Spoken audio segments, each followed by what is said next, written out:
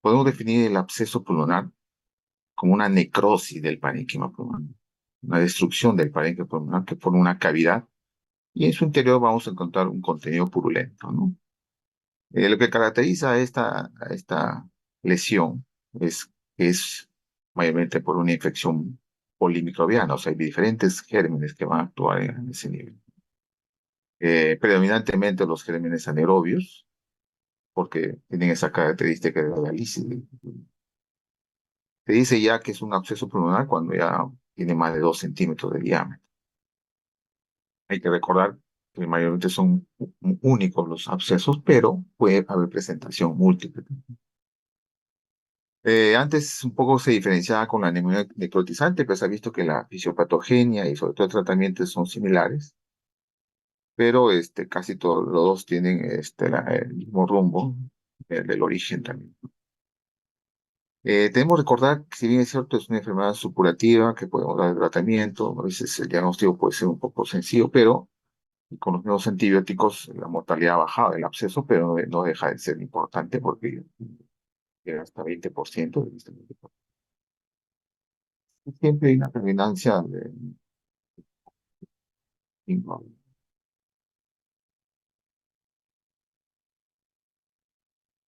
¿Cómo los clasificamos a los abscesos pulmonares? Bueno, según su evolución, puede ser presentación aguda, subaguda, 4 a 6 semanas aproximadamente, y abscesos crónicos, que son los clásicos. Por su origen pueden ser primarios, ¿no? Aquellos en los cuales no existe una predisposición para desarrollar un absceso, casi la mayoría, un 80% de los casos. Y los secundarios es que debido a que existe una condición preexistente,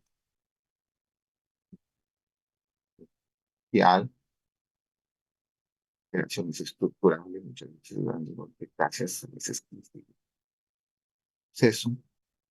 También puede darse que a distancia en otros sitios puede haber acción extrapulmonar o de repente de alguna manera el paciente tiene un área.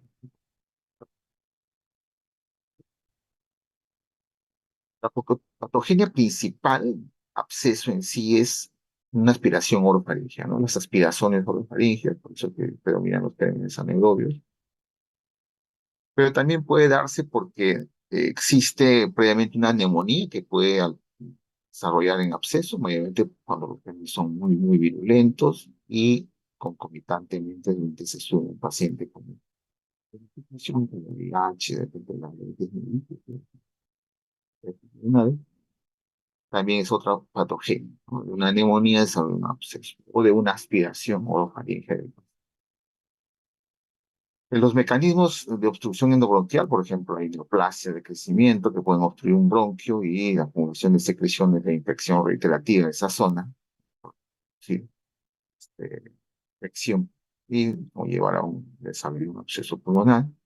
Mayormente son carcinomas broncogénicos. A veces son cuerpos extraños. Hay pequeños niños que a veces se aspiran, pequeñas canicas, qué sé yo, y empiezan a toser, toser, toser, y al final se dan cuenta que se aspira algo.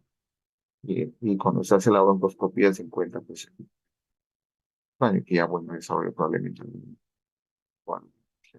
tipo de absceso. Como ya dijimos, las bronquiectasias ya muy grandes, desarrolladas, como las quísticas, las saculares, ¿no? Y lesiones, lógicamente, de impacto pulmonar, gas, infección. Otra forma de patogenia del desarrollo del absceso es el foco séptico a distancia, ¿no? Por ejemplo, personas que desarrollan infecciones, una celulitis, por ejemplo, artritis séptica de rodilla, grupo sí, y ahí hace el pulmón séptico y conllevar a desarrollo de absceso pulmonar. Las infecciones de garganta, algunas que son la famosa del síndrome de Meniere, que es una infección orofaringea con infección ya de algunas venas como velluda, y eso dispara en muchas veces. En cierto, no son muy frecuentes, pero hay esa posibilidad, esa fitopatología. Lo que sucede pues es que existe una cavitación, se erosiona el parénquima, se lisa, se forma secreción purulenta, eso encuentra una comunicación con un bronquio y lo que resulta es el drenaje del material en todo. El drenaje del contigo, pues, semilíquido, líquido. Entonces, se dice que los periodos mayormente tienen absorben una congestión neumónica, una necrosis pulmonar y la formación de cavidad.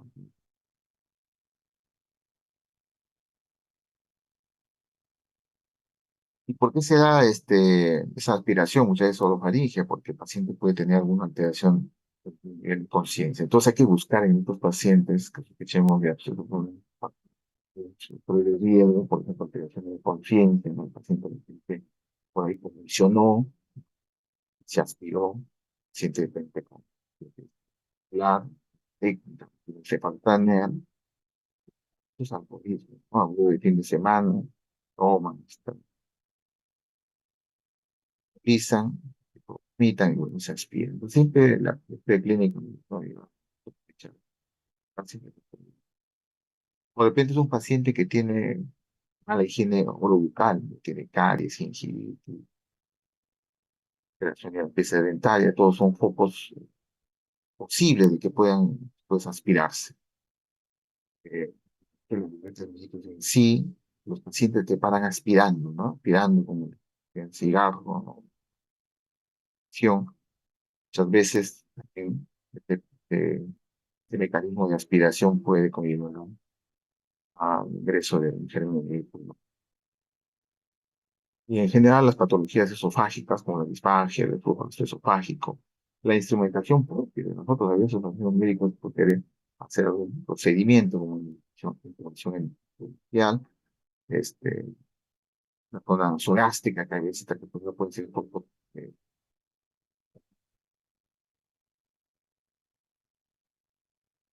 alguien siente que ella es intubado, ¿no? Que se genera post cirugía, es esa posibilidad. Siempre en la historia clínica sea más detallado, ¿no? Tenemos condiciones. Como le decía, la etiología principal, si bien es cierto, polimicrobiana, pero predominan los anaerobios o la presentación mixta, anaerobios con aerobios, ¿no? Siempre, casi en el 89% está involucrado. Los genes anaerobios, pues, obviamente son media, ¿no? Vivimos a nivel orofaringe, de todas maneras, flora, ¿no? Bacteriana, poco ágil, bacterium, activos. Y dentro de los genes aeróbicos que producen absceso pulmonar, tenemos la cabeza el estafilococcus y la Klebsiella. Y la Klebsiella principalmente en los pacientes con diarrea. Y el estafilococo aureus, ¿no? O pacientes con lesión entérica, itis o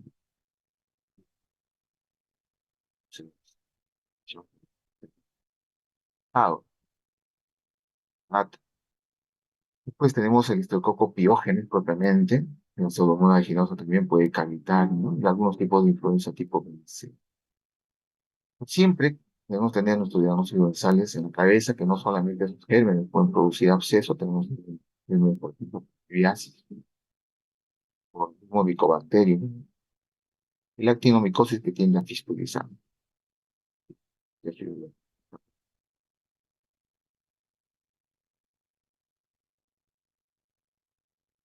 Cuadro clínico, la infección clínica, podemos un poquito dividirlos entre lo que son chicos están más bien involucrados, los gérmenes anaerobios tiende a ser un poquito más acción crónica, los síntomas del paciente, el paciente puede tener fiebre, febrículas, torácico, pierde peso. Ya cuando empieza a tener un mal olor, la infección, sí, ya más se llama la atención, dicen que médicos, sobre todo con la fiebre, se prolonga más de una o 2 semanas. En cambio, cuando hay presentación propiamente de los gérmenes aeróbicos, ¿no? Es más rápida, es casi como un tipo de inmunidad. Y en esos casos sí, pues, tienen calidad rápidamente y estos lógicos, son escépticos, no, si se trata rápidamente o oportunamente. Dentro de los síntomas en general que tenemos, pues, tos, fiebre alta, empiezas a tener diaforesis, dolor torácico, a veces se puede tener un tipo típico, sería afección por pleura, de tos, expectoración y tiempo, parecido a la que, bueno, luego viene pues la famosa exploración productiva, ¿no? Luego el fétido, no solo lo que siempre te dice muy mal, ¿no? Y acompañado muchas veces de un poco de noticia, ¿no? Porque es una noticia grande, ¿no? A veces son noticias leves donde estoy secreción. Y también cuál puede para el paciente. Bien. Y genera síntomas generales como pérdida de peso, ¿no? Ya si un absceso ya más de 6 semanas, ya empiezan a desarrollar problemas de ansiedad como la presentación clínica es de esta manera, un tanto de acuerdo a... En el examen físico muchas veces va a depender, va a variar un poco, depende del tamaño del absceso, su localización, si es central, más periférico, más basal, ¿no? Pues, si hay ese absceso grande que es superior en esa zona. Si tiene un origen tipo neumónico, vamos a encontrar signos propios de la colonización pulmonar, como sectores crepitantes, ¿no? Etcétera. A veces puede haber matidez también, o si considera propiamente la cavidad, y está pues, de repente escucha un poco el soplo afónico y todo, pero a veces se puede escuchar. Y aquellos que funcionan mal y hay compromiso pleural, también podemos escuchar el famoso soplo.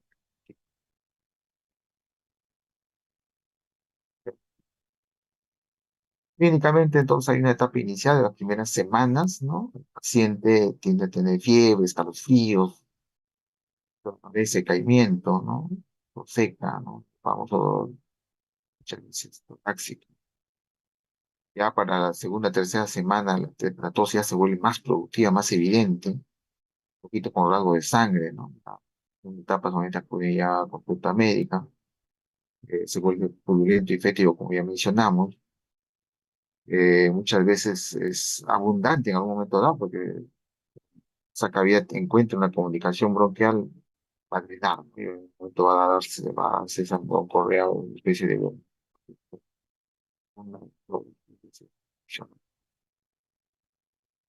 ya cuando ya se ha consolidado el absceso en la etapa supurativa, ¿no? O sea, se séptico, el paciente se compromete más, hay mayor piel, mayor expectoración, pérdida constante de secreción, pacientes hemácias, pérdida de peso, grasa y astenia, y muchas veces como se complica, puede ser un pioneumotórax o producir una sepsis.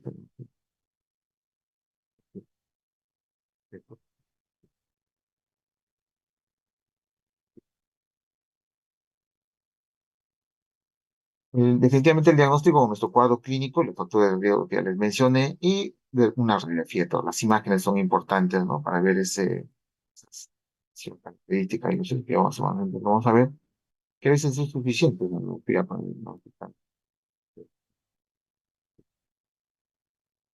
Pedir de todas maneras siempre marcador de inflamación como logograma completo para ver leucocitosis, neutrofilia, muchas veces hay tromocitosis, hay que ser elevado.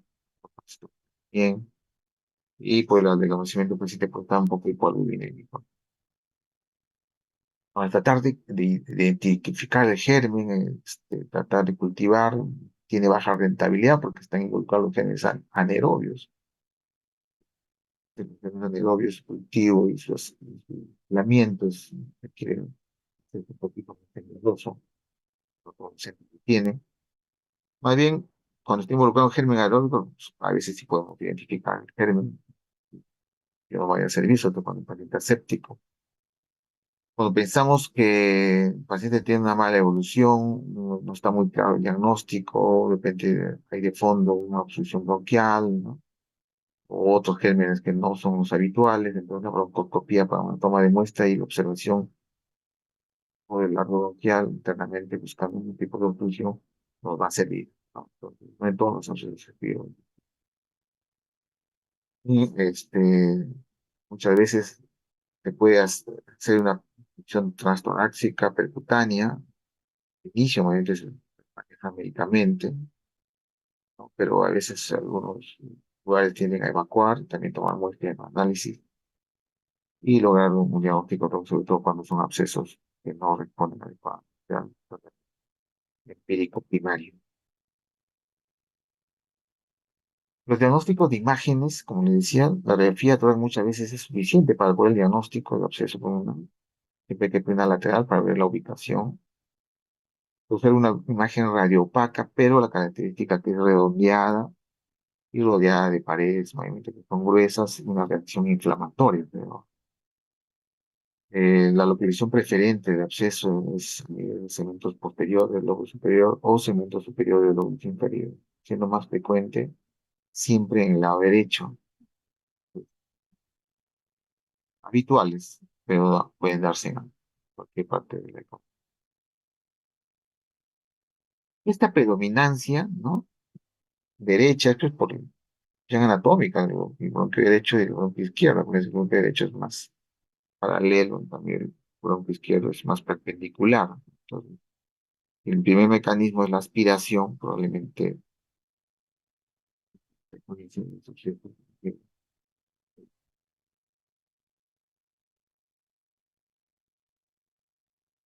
La tomografía, ¿en qué momento puede solicitar la tomografía? Bueno, como decía, no definimos el diagnóstico, estamos en un absceso, a veces podemos pensar que es una neumonía necrotizante y debajo de un absceso, entonces, si sospechamos de lesiones endobronquiales, de buscar una masa pulmonar por ahí, cuerpo extraño, ese tipo de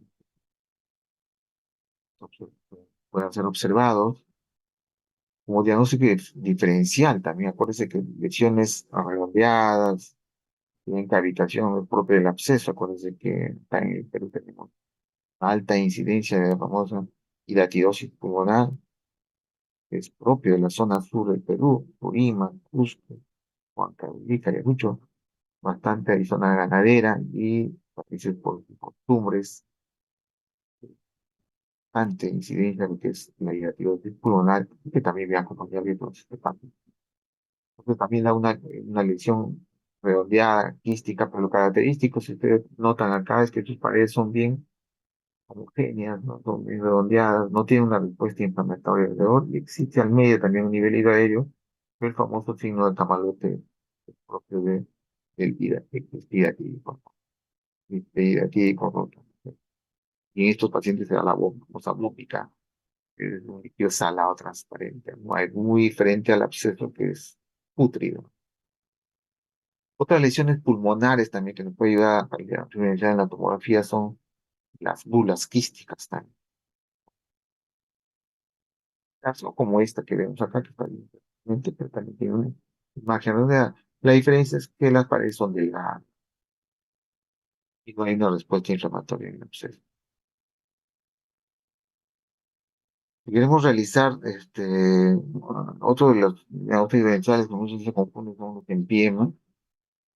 Hay empiemas, bueno, ya por definición es de la pleura, pero a veces se acumula el líquido y va a formar una forma también redondeada, pero pegada a la pared. Forma de diferenciar si es un absceso o un quiste. El absceso normalmente tiene un ángulo agudo entre la pared torácica y el borde del absceso, mientras que el lleva ya una forma obstrusa, ¿no? Lenticular. Y otro signo más, ¿no? Pero de todas maneras siempre es bueno saber eso. Y, pues hay ayuda en ese tipo de diagnósticos diferenciales. Diagnósticos diferenciales de otros gérmenes, otras condiciones, ¿no?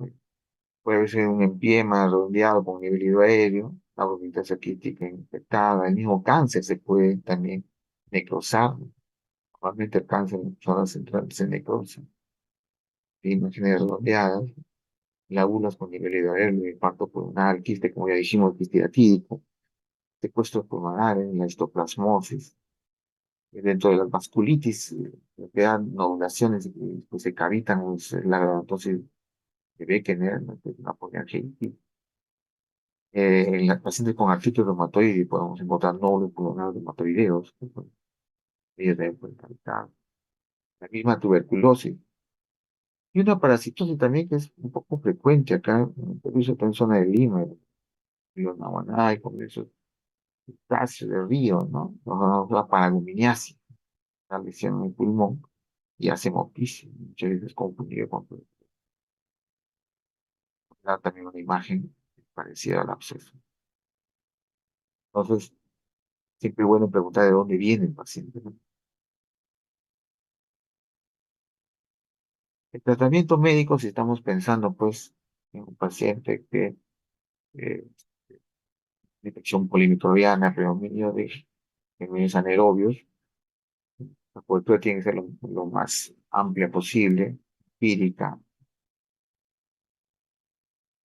posible, y debemos cubrir por lo menos con dos tipos de antibióticos. Dentro de las cefaloporinas de tercera generación tenemos la ceftriaxona, la ceftazidime, cefepime, asociado a clindamicina. Eftraclina, o sea, es una clindamicina. Y como segunda opción de la clindamicina, otro antibiótico que cubre anaerobios, metronidazol. Para ya el paciente, después de enviar un tiempo más o menos completado su tratamiento endovenoso, acuérdense que siempre lo que meta puede ser endovenoso, la infección. Esa etapa primaria inicial de tratamiento endovenoso no se acorta, 7 días a 14 días, llegan por medio de 10 a 14 días, y luego completar hasta 4 8 semanas. Y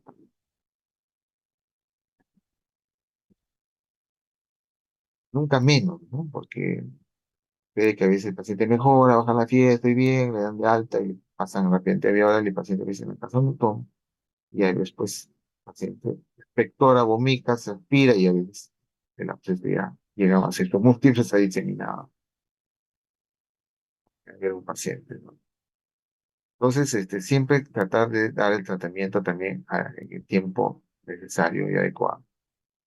Entonces, estamos pensando en globulina de tercera generación asociada a clindamicina, y para la etapa de vía oral podemos usar la musciclavulana.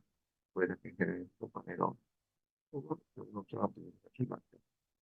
caso de alguna contraindicación por beta-lactamia o de tercera generación, podemos usar quinolones, ¿no? La ciprofloxacina o la levofloxacina, la moxina, asociada a clindamicina, ¿no? Ciprofloxacina.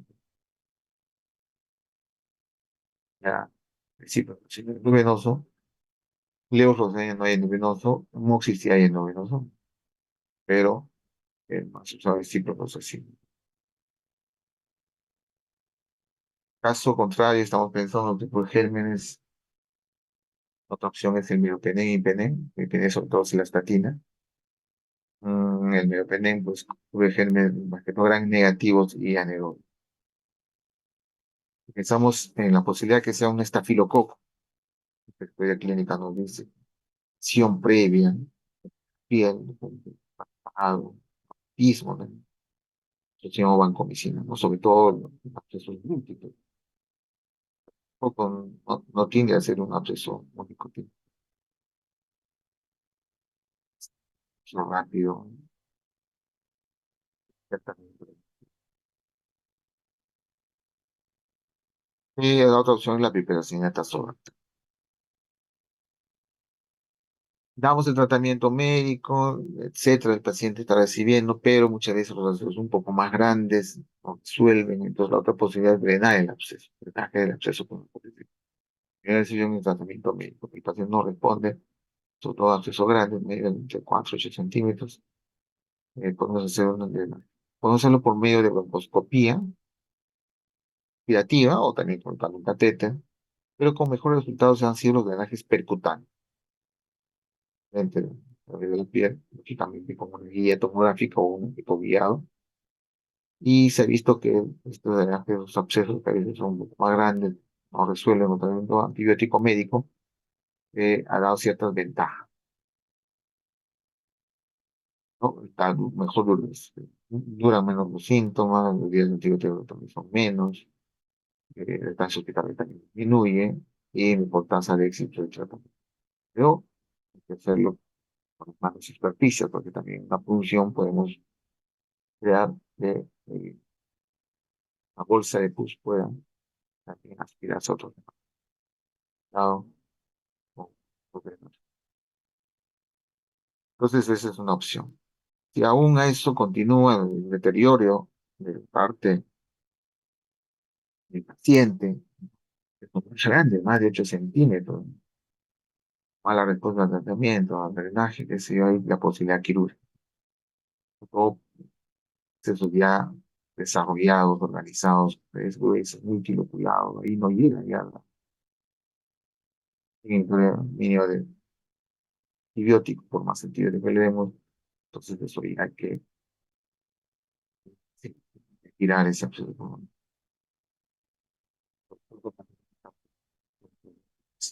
muchas veces hacen fístulas ortopedonales, pero se ha visto que los pacientes ortopediados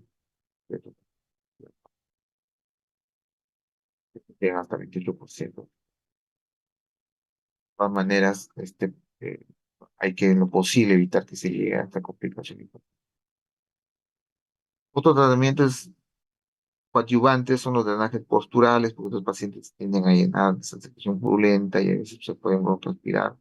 Algunos dicen que no es bueno porque siempre ahora y puede caminar, etcétera. Pero sí es recomendable enseñar al paciente a expectorar, a eliminar estas secreciones lentas, pero deben estar dadas por fisioterapeutas especializados que sepan. Ya.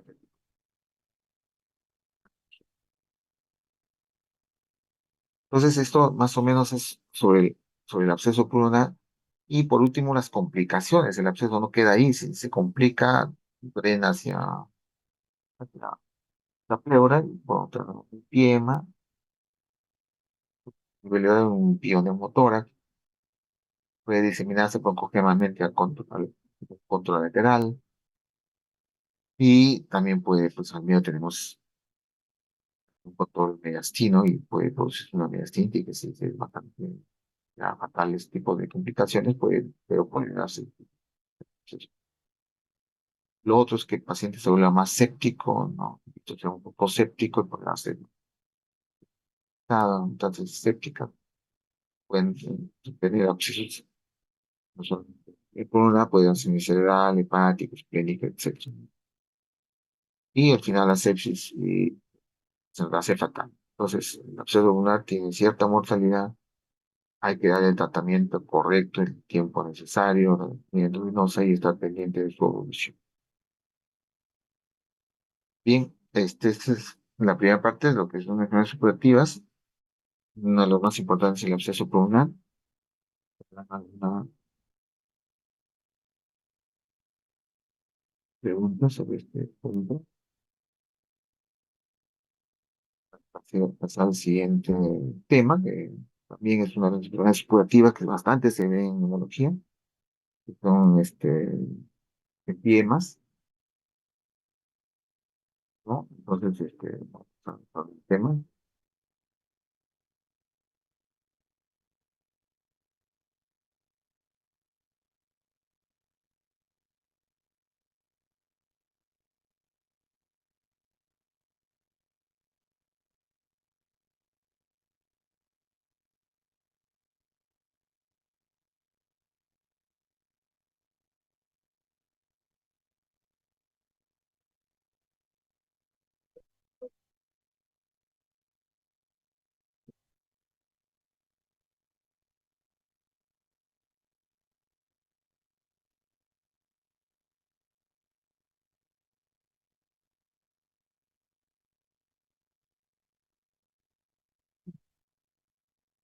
Ya, vamos a,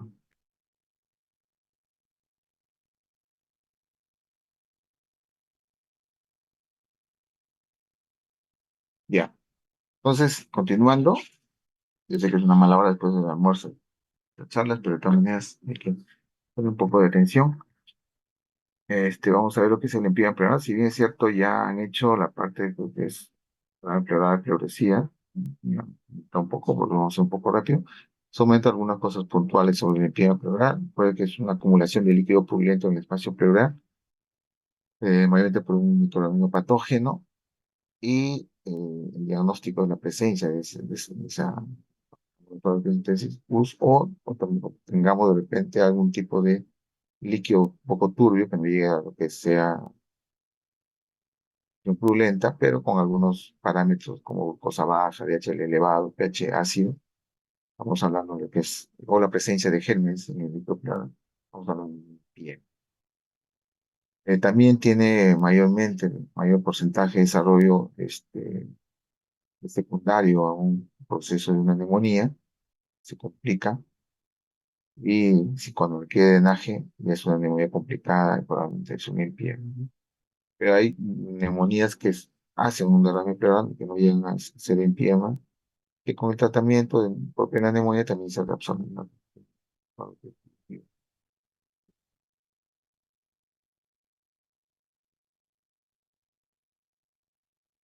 Mencionamos, pero no son neumonía, también cualquier infección en general, a nivel pulmonar, abscesos, bronquitas infectadas, etcétera, también pueden desarrollar cuadros de compromiso pleural y desarrollo de empiema.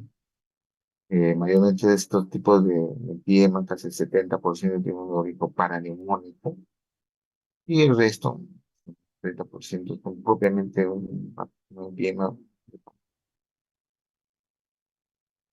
También recordar unos datos, que el 20-50% de las neumonías bacterianas se acompañan de un derrame paraneumónico. Y de ahí el 40% de ese grupo desarrolla empiema. Siempre bien. No tengo neumonía, sí, pero ir vigilando. Y es cierto, puede tener obturación del ángulo, radiografía, ver si eso aumenta, ¿no? Y no mejora el paciente, ¿no? Siempre hay que vigilar su tipo de nivel, la evolución, sobre todo las neumonías, porque siempre está asociado a un empiema al desarrollo. Bueno, las fases del empiema, hay una primera fase exudativa, deben de tener los primeros 3 días, 72 horas, una fase de inflamación localizada, mayormente por aumento de la permeabilidad capilar, urea, y hay una transfusión de líquido. Y si extraemos el líquido en esta etapa, va a ser un líquido un poco transparente, ¿no? Cierto color. Y normalmente en esta etapa, que son para neumonía, como les decía, no requiere un drenaje total.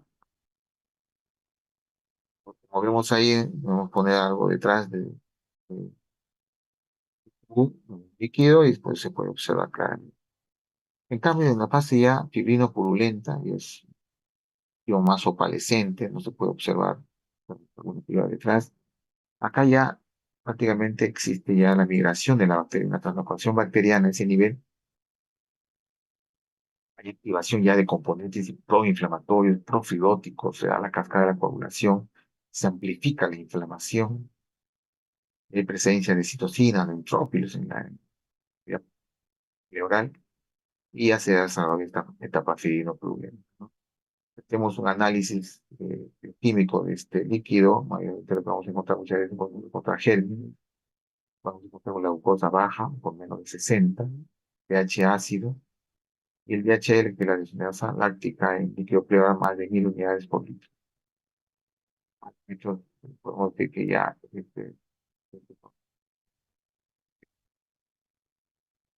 y esta ya, partes finales de esta etapa, ya comenzando la otra etapa, ya se va a dar, pues, la fibrina, que muchas veces ya empieza a depositarse.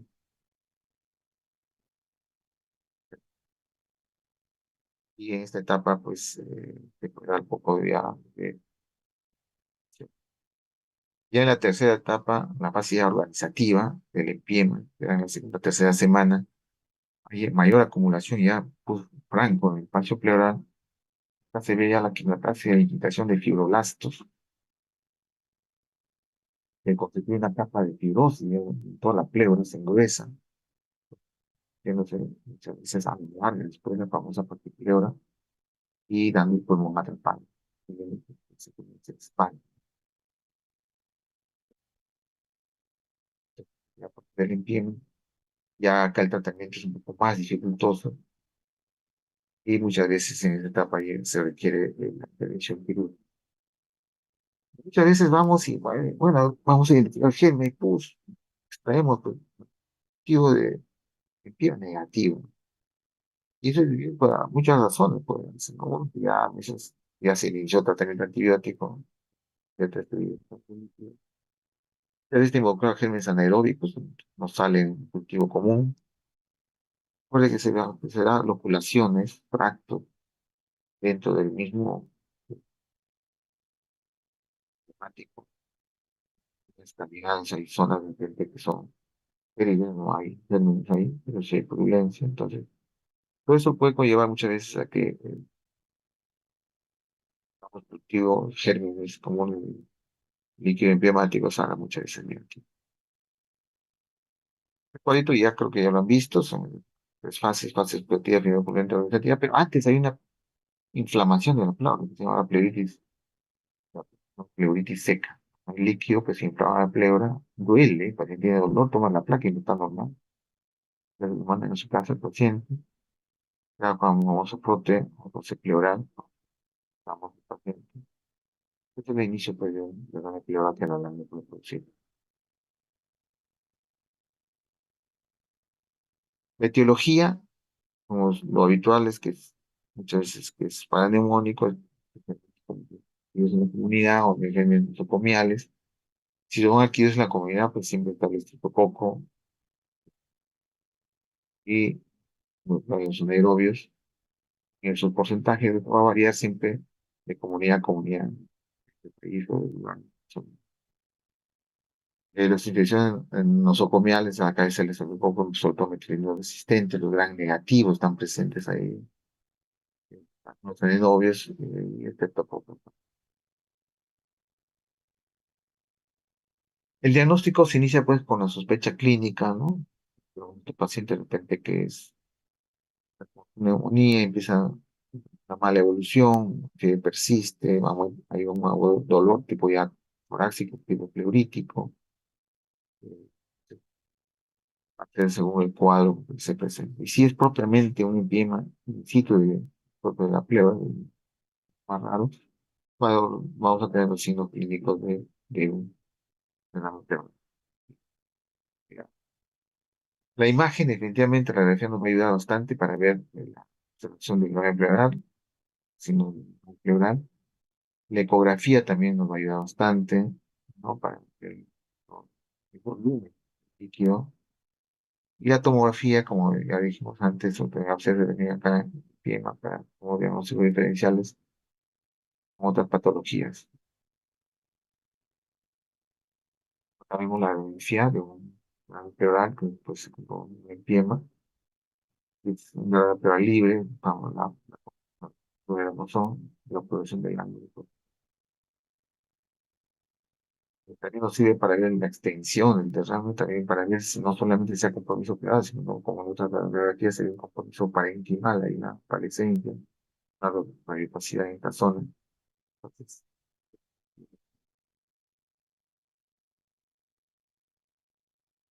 recordar que la obturación del ángulo consofrénico, si por más pequeño que sea, ya basta que se obture, estamos hablando que puede ser un líquido entre 150 a 200 mililitros, que los granos no necesariamente tienen esa curva característica, también puede ser loculados, porque también el empiema tiene otras formas lenticulares. Bien.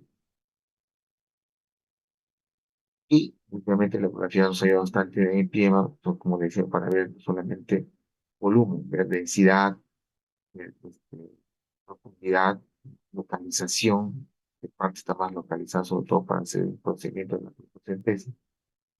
Presenta o no loculaciones de tabiques interiormente, no habría probablemente un proceso enzimático, y a su alrededor, no se puede observar también el parénquima, si hay un compromiso parenquimal.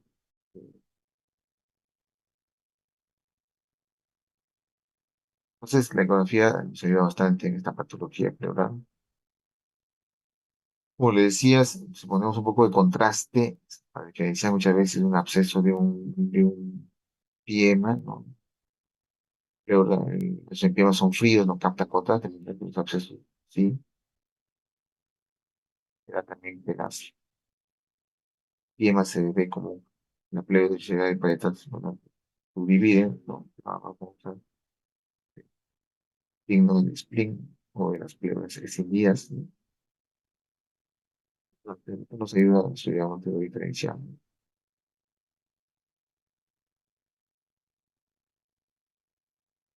Entonces, ¿qué procedimiento hacemos en empleo? Definitivamente hacemos un alto reconscientes. En todos tenemos que hacer, ya, claro, en tema que en alta sospecha en tema hay que drenar, ¿no?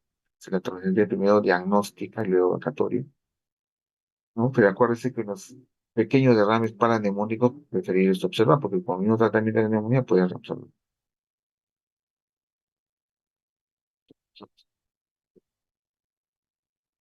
Recordar que el aspecto propiamente de la purulencia ya nos habla en pie, ¿no? Pero a veces solamente hay turbidez, para eso echamos mano de los efectos bioquímicos, vemos cómo está el pH, la glucosa baja, el pH elevado, y podemos también encontrar en algún lugar empeora el PCR, o la presencia de gérmenes dentro del líquido, ¿no? Parece que normalmente tenemos líquido pleural y normalmente es aséptico, ¿no? Pues, ya sola presencia nos habla de-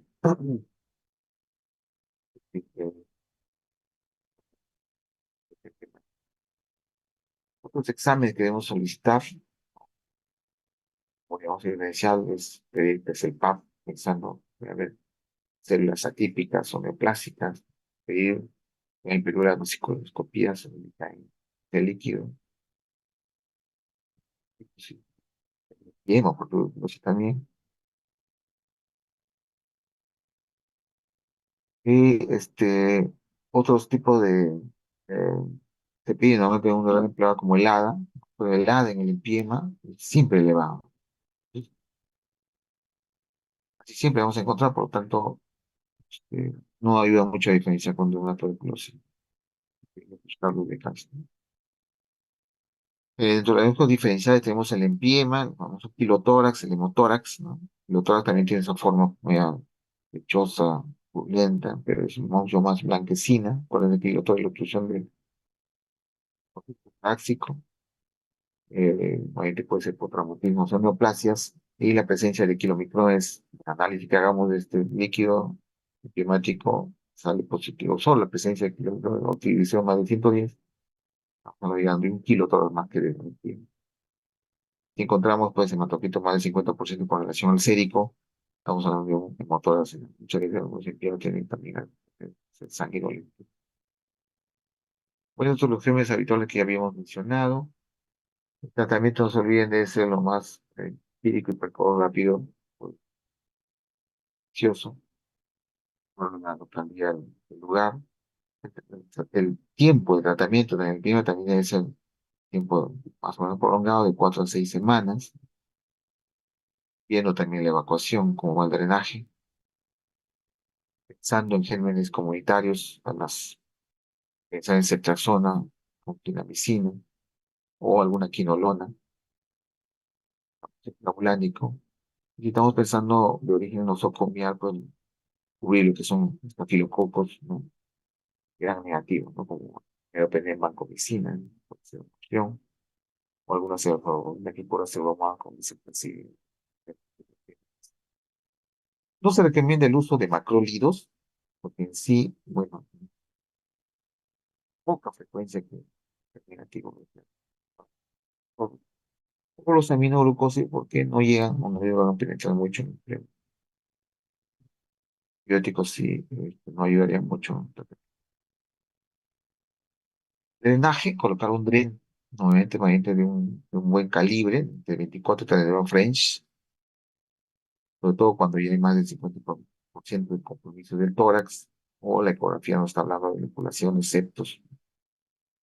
También si hay engrosamiento de las pleuras, ¿no? Obviamente se está organizando y es un peor que está organizando que se puede dar ciencia de germen o cosas de HL,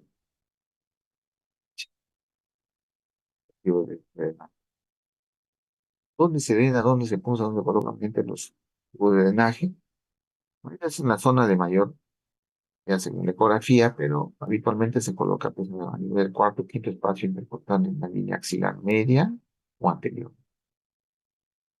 Y actualmente ya hay este tipo de frascos que no solamente tienen para drenar, sino tienen cierto efecto de succión.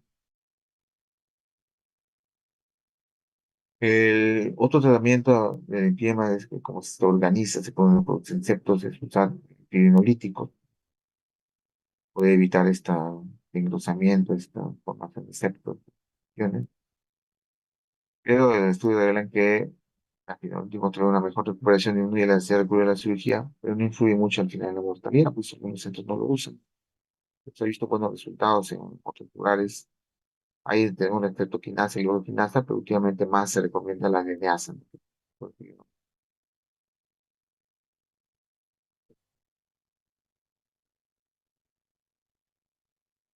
al final, ya se organiza, como le decía, hay que dar, echar mano al tratamiento quirúrgico. ¿Qué es lo que hace el tratamiento quirúrgico? Es el drenaje de la secreción purulenta y muchas veces hacen la decorticación. Tengo usado la pleura, raspan la pleura para que de esa manera esa pleura no se engrese y atrape al pulmón, ¿no? Sino otra vez el pulmón tiende a expandirse. Lo podemos hacer mediante BATS, que es la biotranscopia asistida, ¿no? Observación directa de la pleura. Estamos viendo una figura. O también, para una torcomía clásica convencional, también se puede, quirúrgico. Se ha visto el VATS que tiene mayor rentabilidad porque no solamente no ayuda para el tratamiento, sino para lanzar la diagnóstico. Y en algunos sitios recomienda también usar un poco alguna neumonía con la paraneumónica, usar pues quemado de cepalinas, profilaxis, para evitar justamente esta marca de coagulación y por temáticas. Y el empiema que no se drena busca su lugar de salida. Muchas veces, o sea, la esquina como se complica más, o se parece, tenemos estas disputas para producirse, ¿no? O empiema necesarias, drena hacia afuera. Pero, pero que lleguen sobre esos tantos drenajes que debemos para nosotros.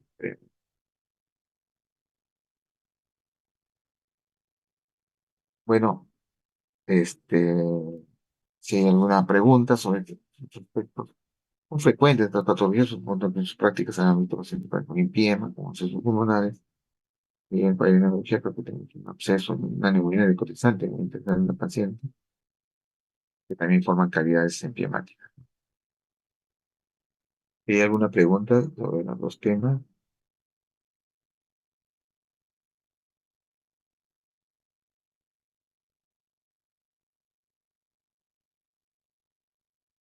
Bien, entonces, ahora de la hora vamos por terminado la charla.